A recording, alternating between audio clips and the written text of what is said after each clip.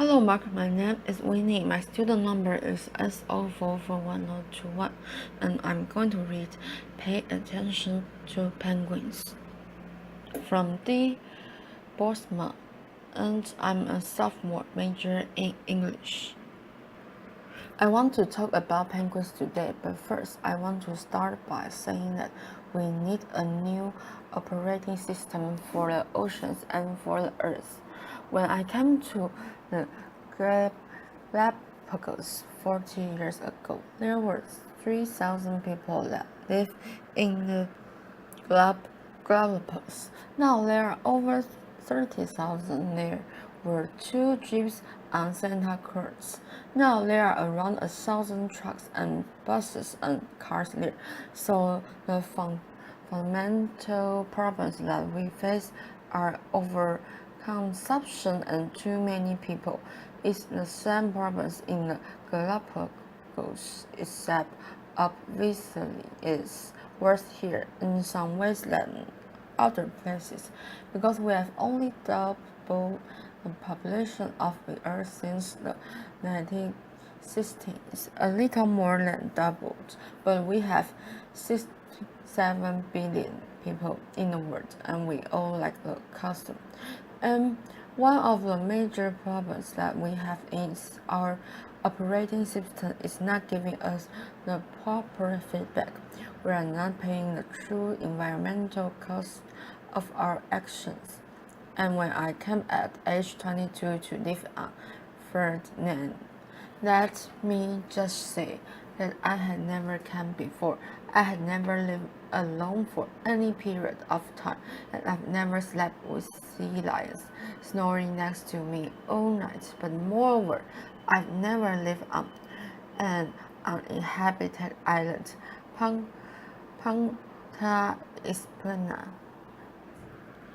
Espinosa is where I lived for over a year, and we call it uninhabited because there are no people there, but it's alive with life. It's hardly uninhabited, so a lot has happened in the last 40 years. And what I learned when I came to the Galapagos is the importance of wild places. Wild things, certainly wildlife, and the amazing qualities that penguins have. Penguins are real athletes. They can swim 173 kilometers in a day. They can swim at the same speed day and night. That's faster than any Olympic swimmer. I mean, they can do like 7 kilometers an hour and sustain it. But what is really amazing, because of this deepness here, emperor penguins can go down more than 500 meters, and they can hold their breath for 23 minutes. Magnetic penguins, the ones that I work on, they can dive to about 90 meters, and they can stay down for about 4.6 minutes. Humans without fins, 90 meters, 3.5 minutes, and I doubt anybody in this room could really hold their breath for 3.5 minutes. You have to train to be able to do that. So penguins are amazing athletes. The other thing is I've never met anybody that really doesn't say that they like penguins. They are comical. They walk upright, and of course they are diligent, and more importantly, they are well dressed. So they have all the critical that people normally like. But scientifically, they are amazing because they are sentinels. They tell us about our world in a lot of different ways, and particularly the ocean. This is a picture of Galapagos penguin that's on the front of a little zodiac here in the Galapagos, and that's what I came to study. I thought I was going to study the social behavior of Galapagos penguins, but you already know penguins are real. These are the various penguins in the world. Why I thought I was going to be able to do that, I don't know. But the population has changed dramatically since I was first here.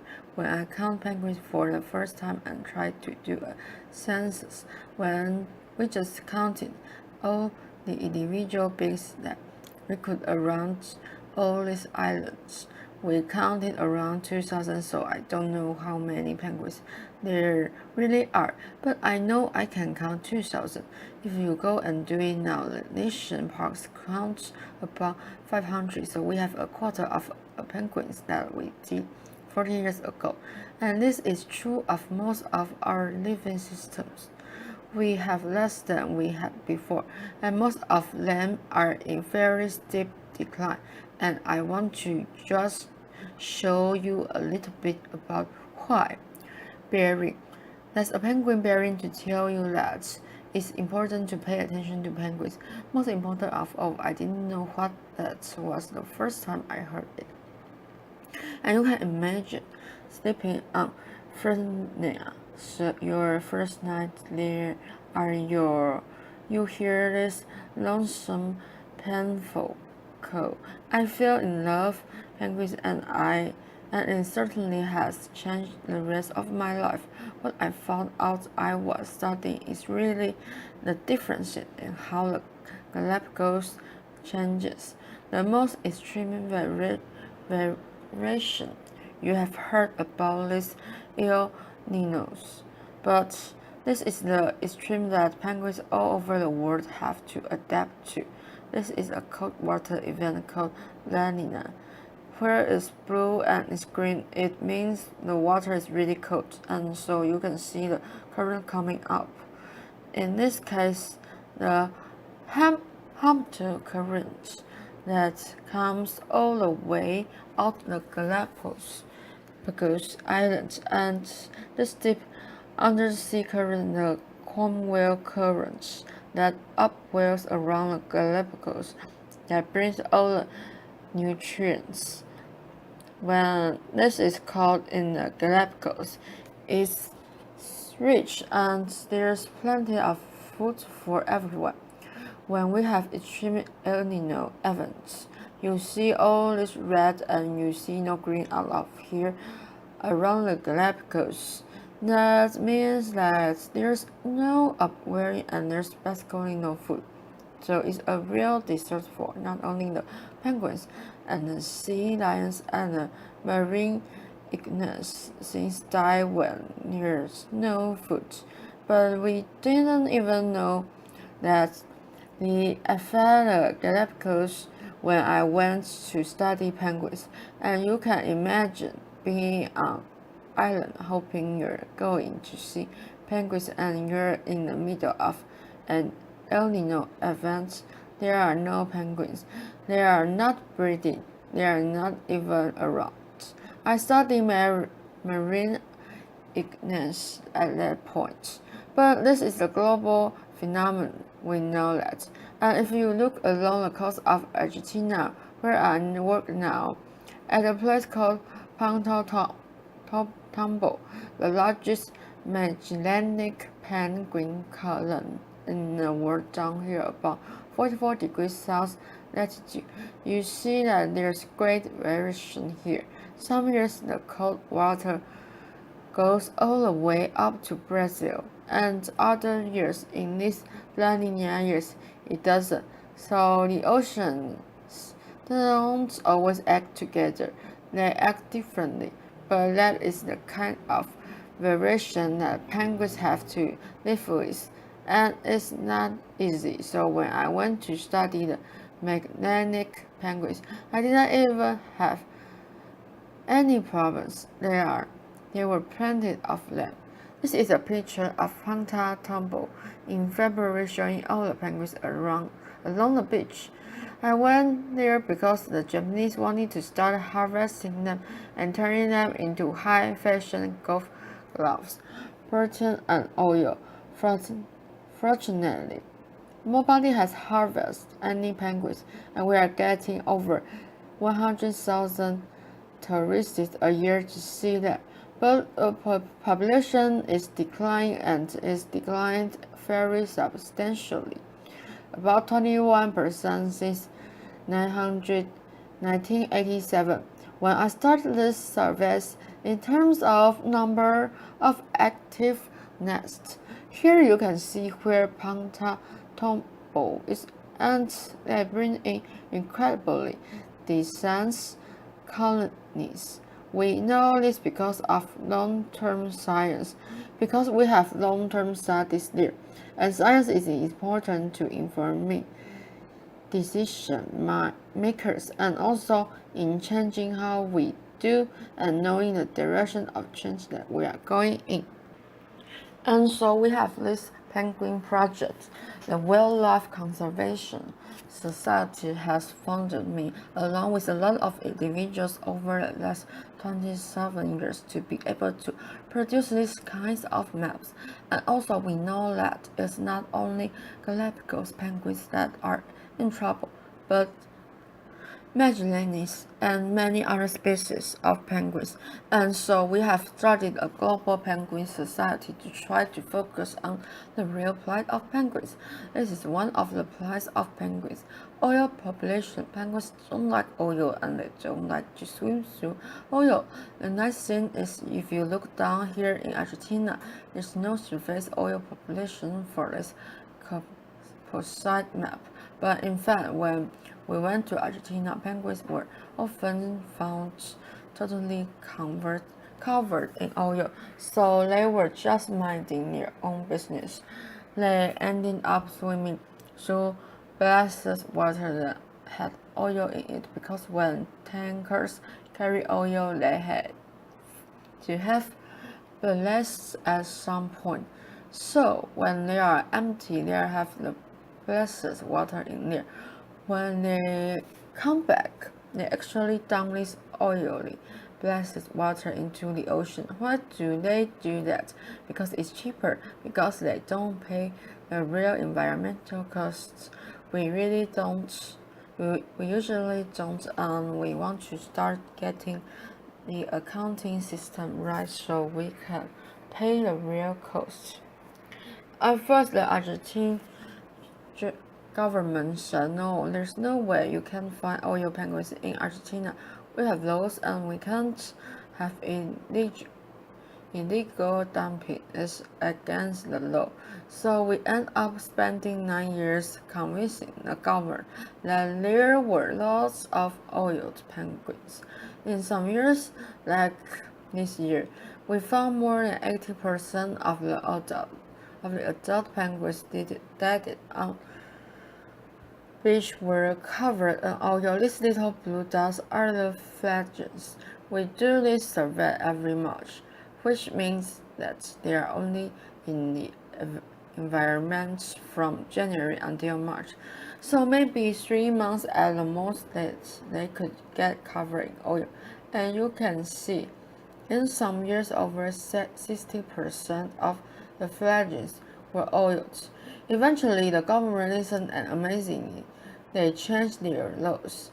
They moved the tanker length 40 kilometers farther offshore, and people are not doing as much illegal dumping. So, we are seeing now is very few penguins are oil. Why are there even these penguins oil? Because we have solved the problem in Chubut province, which is like a state in Argentina where Panta Tombo is. So that's about 1,000 kilometers of coastline. But we haven't solved the problem in northern Argentina, Uruguay, and Brazil. So now I want to show you that penguins are affected. I'm just going to talk about two things. This is climate change.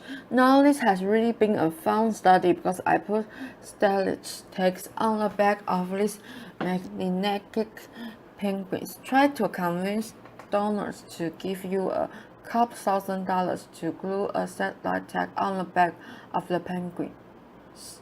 But we have been doing this now for more than a decade to learn where they go. We saw we needed a marine protected area of about 13 kilometers, and then we put a satellite tag on the back of penguin.